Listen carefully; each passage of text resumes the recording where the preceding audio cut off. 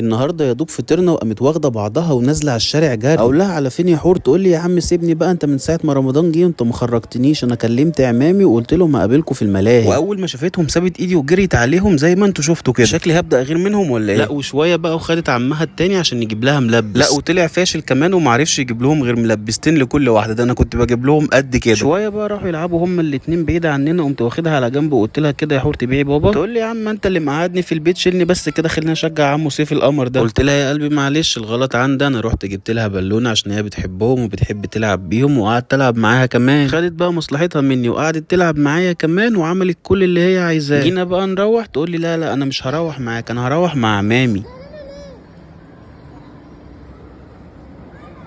لا وجرتني وراها كان من الملاهي كلها عشان اجيبها، وفي الاخر ما رضيتش برضه تروح معايا وروحت معاهم. يرضيكوا بقى اللي هي بتعمله معايا ده عشان ما نزلتهاش بس يومين. انتوا دايما بتيجوا في صفها وهتقولي لي حور تعمل اللي هي عايزاه.